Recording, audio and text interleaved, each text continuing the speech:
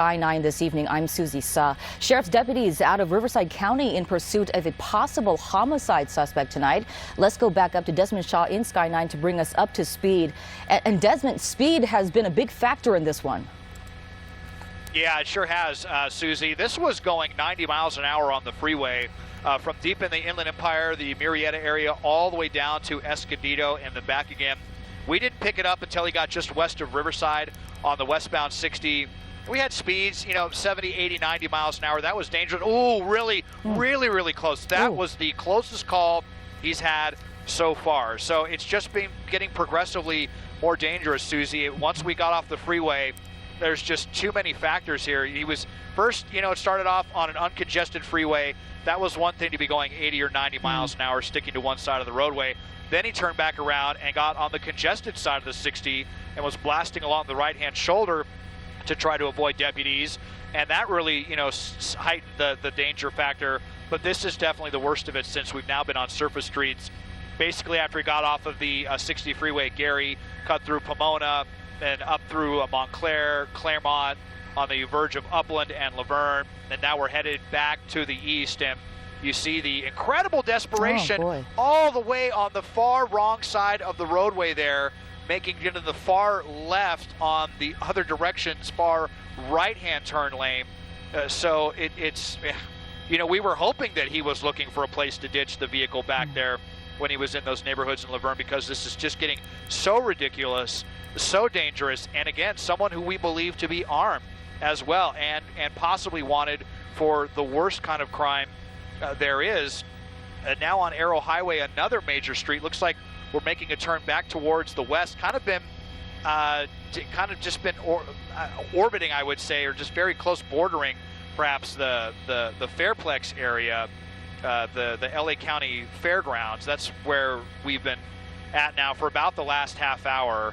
And whatever that this person wants, if they believe they're going away for a long time, it looks like they don't care if they're going to crash, if they're going to get someone innocent involved in this.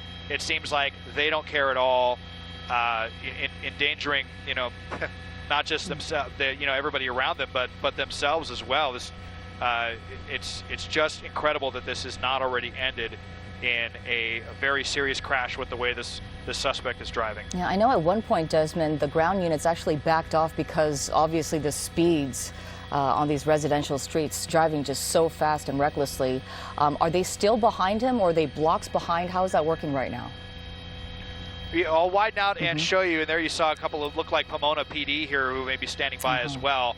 And look, that may actually be who's in pursuit right now. This does not appear to be a Riverside County Sheriff's deputy vehicle who was the one that was in pursuit, though. Okay, well, you can see that gray SUV, that's from Riverside County. So they were one of the primary ones. Looks like they're still engaged. But now we have this unit who just came in, and this may be Pomona PD. And there you see one of several law enforcement helicopters who have been monitoring this one from the air. It may be the case, Susie, that this person is driving so crazy that, they're going through this jurisdiction, and Pomona says, well, we're getting involved because this is ridiculous. You're, now we have, our residents that are getting endangered in this. That may be why they got involved in this. It may be that deputies from Riverside County asked for help on this person. It's unclear. It's always, the jurisdictional kind of back and forth. Sometimes we know that the deputies did not want to hand this off earlier. They had many opportunities to get other agencies involved, and they said, no, this is ours. But I think, once you get to a point where you start to see this craziness and it sticks to one area, other jurisdictions can potentially get involved. And that, again, that's the Riverside County deputy vehicle, one of them. One of those vehicles, I have not seen one that looks like that before. You can see it doesn't have the typical paint job. It's not even one of the typical SUVs. It's usually the Ford Explorers that you see across many jurisdictions, but this is a different, looks like a heavier duty vehicle. But this is a very frightening pursuit out here. Okay, and now we're here. This may be a tactical vehicle, and Susie, that may be because again, for what this person is wanted for, possible homicide armed and dangerous. So, Sure. you know, they have probably officers in that vehicle who are specially trained to deal with suspects like this dangerous. I mean, they don't know what's happening inside this car right now. They don't know how many guns are in here or weapons. If there are, we believe the person who is driving at least is armed and dangerous and possibly wanted for a homicide. So, of course, they're going to be taking all the precautions. And as Desmond was talking about the mixing of the jurisdictions, we don't see that too often, only because it's quite difficult, actually, to be in communication with different jurisdictions at the same time. As you know, there are people who are, you know, saying things over the radio and making calls and, you know, talking about the direction of travel that the suspect is headed in towards. Looks like we're going through another parking lot again, as we've been seeing throughout this whole pursuit. Oh, and there's that same vehicle. Oh, look yeah, at that. that you were talking look about. At that, Susie. He was able to head them. Yeah, he was able to head them off. That was really fascinating. But, you know, they're not. I was actually talking with a retired. Oh boy, this is wrong side of the road, and you have the train tracks there as well. Fortunately, didn't have the crossing arms down, but and there's no traffic on the other side to speak of. You know, I don't understand why this person is going on the wrong side of the road. Really, I think he's just. Some of these suspects, I think they think that if they dare officers, you know, if they drive as dangerously as possible, that they may be able to get some distance. Maybe lose them. And if they can just get, you know, a couple more beats away from the police, maybe they can find that place to ditch the vehicle, and they have that extra 5 seconds to get away. But they have so much coverage on this pursuit. I'm very confident in saying that this person is not going to get away, because not only do they Susie, I just cannot believe how this person is driving this now almost exclusively on the wrong side. Imagine you're coming home from work, you're tired, you're thinking of seeing your kids, and here comes this lunatic driving on the wrong side of the road, right at you at 50 miles an hour and blowing through red lights like this. But yeah, that's the only thing I can think of, Susie, is that some of these suspects, especially the extremely desperate ones, are almost just daring the officers to come after them. And when we're talking about a possible homicide suspect, they're not going to let this get away. And they really have their bases covered from the air as well. They have multiple aircraft overhead. I believe they have 3. They had 2 from Riverside County, 2 choppers. Yeah, and my awesome pilot Fulvio, they're keeping up with this pursuit, just verified there are 2 law enforcement choppers on this, right on the sidewalk now. Oh my God, onto the sidewalk, right by a bus stop as well. But fortunately, there were no pedestrians there. Could have easily killed someone. This is just ridiculous as we're northbound on Gary Avenue. I mean, I just don't know how this doesn't end in a crash now at this point, Susie. You know, I mean, you know, the fact that it must be so frustrating, because there is really, I mean, not a lot that law enforcement agencies can do when a car is, you know, when a driver is going this fast and driving this recklessly and going on the wrong side of the road. You know, we were talking about a pit maneuver earlier, but if they're going to do that, obviously it's not going to be at this speed, number one. And also, to do a pit maneuver, obviously, you know, you have to, you know, feel safe somewhat. It looks like we might be coming to a stop underneath these trees, possibly, or just making a U-turn. Yeah, just making a U-turn. Yeah, but, you know, we're talking about the pit maneuver, and, you know, just the fact that, you know, we don't know what is going to be happening inside this car if this car ever comes to a stop. To do a pit maneuver with, you know, people possibly shooting at you at an officer, not the route that they're going to take. So obviously, not a lot that, you know, law enforcement agencies can do right now. Except for go after this person. Even with the chopper, you said that there were at least 2 choppers in the air. You know, hopefully. Yeah, they also they also had a CHP fixed wing pretty high up as well. That I believe those are also equipped with an infrared technology. You know, if it comes down to it after nightfall, if this person you know, is to maybe, let's say, get out of the vehicle and run into a dark area, that they would still be able to detect that person. But yeah, I don't think we're going to see a pit maneuver here, just based again on the one, you know, armed, dangerous, possible felony or possible homicide. Excuse me, just 1 second here, Susie. Of course. 2525. Okay, just had to give our assignment desk an update there, but yeah. So it just when you consider that, they're not going to want to put officers in harm's way, and this person is already so agitated. Sure. If they believe that this person has a gun, they said armed and dangerous. It's not clear, you know, if that means a knife or a gun. A lot of times it is a gun, but if that's what they believe, and the person acting the way that they are, that this person obviously doesn't, you know, seem to care how this ends just based on the way they're driving.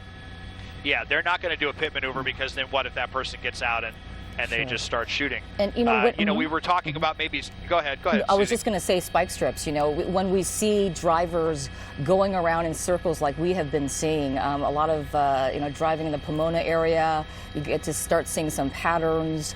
You know, they might throw out some spike strips, but again, the speeds. And you know, when you throw out a spike strip, it's like 3 rows of these hollow spikes, and you also have to retract them, bring them back after the suspect's car runs over them. Hopefully it does. And if that happens, then you got to retract them so that the next officer in pursuit or the person after that doesn't hit them as well.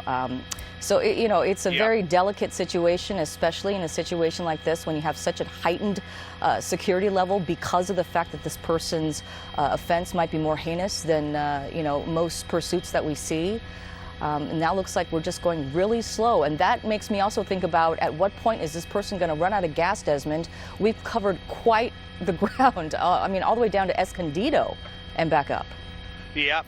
And just to touch on that, you know, you read my mind, Susie. That's what I was going to say next about the spike strips is you would think, you know, perhaps that it would be a good chance because he's kind of been driving around the same area. But what if he swerves to avoid the spikes and then he loses control and, you know, hits a pedestrian or slams head on into another vehicle? And you're talking about a big, heavy vehicle when it's traveling above 30, 40 miles an hour, you know, could easily kill someone in any number of ways. So I don't think we're going to be seeing the spike strip. And yeah, you know, it is safe to wonder about running out of gas, because not only have we covered so many miles in a gas guzzling truck that, you know, maybe at best, if you're driving it gingerly, maybe getting 20 miles to the gallon, but this guy's driving anything but, you know, so crazy, slamming on the gas pedal, slamming on the brakes, starting and stopping, you know, getting up to really high speeds.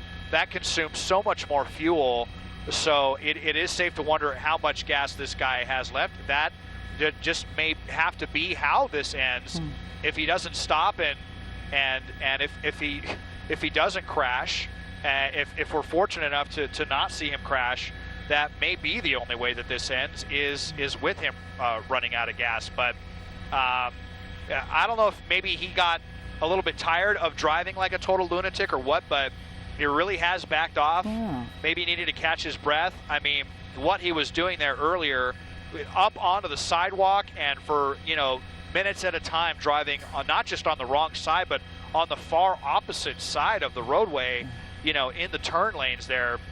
You know, you've got to imagine that this guy's heart has really got to be pumping, doing this as well. It's mentally exhausting to drive like that. So you wonder how much, you know, gas this guy has in the tank, you know, upstairs in his mind as well. Driving like this, he's got to be fatigued. So I have to imagine officers are incredibly fatigued, and that may be why we're seeing what we believe is Pomona PD involved. You see the canine there, and so, you know, if they have the dog in the back, that can be an excellent way to diffuse these situations. If they could just get the dog out there, once that dog starts barking and snarling, many times we've seen, you know, pursuits or standoffs that look like they're not going to break. You get the dog out there, and just the threat of the dog and what that dog is going to do to your arm, you know, hopefully that will be enough to get that guy to stop. But this guy's got to stop before we can even get to that point. And he's not stopping. He's taunting officers, fidgeting around, throwing things out the window. Yeah, we were talking about that. Throwing, what was he throwing? Cigarette butts. Yeah, just now too. It looked like papers, maybe some plastic bags. The first thing, it looked like he flicked maybe a cigarette butt out the window or whatever he may have been smoking. That appeared. So we're headed back south on Gary. This isn't the first time we were on Gary. We saw some really insane driving earlier on Gary Avenue, but You see the, sorry, let me fix my focus here. It's really pretty it's hard to see, fragile isn't it? focus because I'm also doubled in. I'm doubled in here so that I'm zoomed in as much as we possibly can so that we can see this suspect. It appears to be a guy, and it really appears that there is someone in the passenger seat that we have not seen any movement from. It's hard to verify just because we haven't seen much movement, but it looked like we saw, when we could briefly get a look inside the passenger window, it looked like you know, pant legs, jeans going down into the stairwell. But that person's got to be fearing for their life. You don't know if that person wants to be there, if they're an accomplice, if they're a victim, or you know who this person is. But you would hope that they're telling this person, you know, the suspect, like, man, this is ridiculous. You're going to get us both killed if you continue.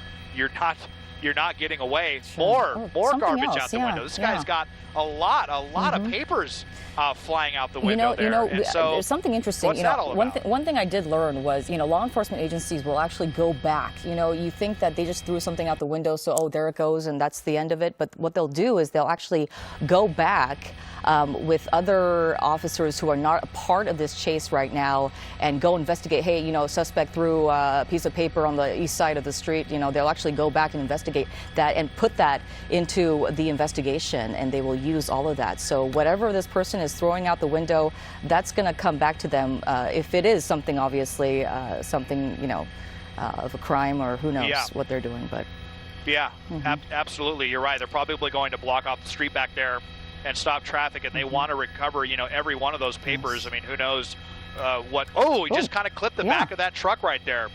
So incredibly, that's the only collision we've seen so far.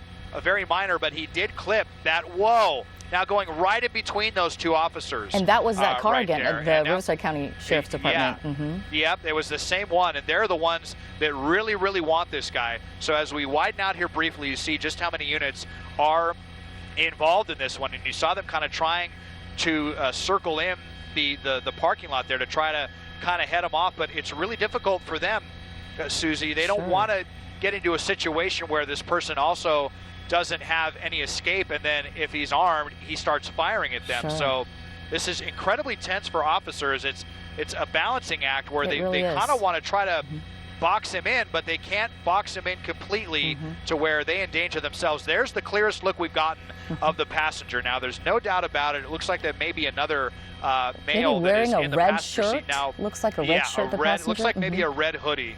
Yeah, looks like, I think, a red hoodie that he just put on. So we're able to definitely confirm at least 2 people, and this vehicle can seat as many as 5. This is a full-size Toyota Tacoma there. You see the full cab, you know, pretty big rear, you know, passenger compartment. So there could even be more people in the back. We don't know. Those windows have been up the entire time, and as is the very frustrating common occurrence with these pursuits, the windows look like they're completely blacked out. It's almost every single pursuit. Isn't it though? And it seems like it, at least.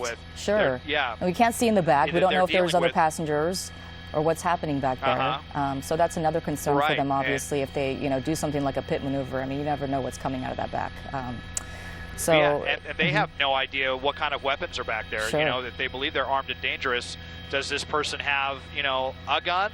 Multiple guns? Now look at all these other people coming out to get involved again, because as we hang out in the same area, this turns into a huge spectacle. People see all of the helicopters going around.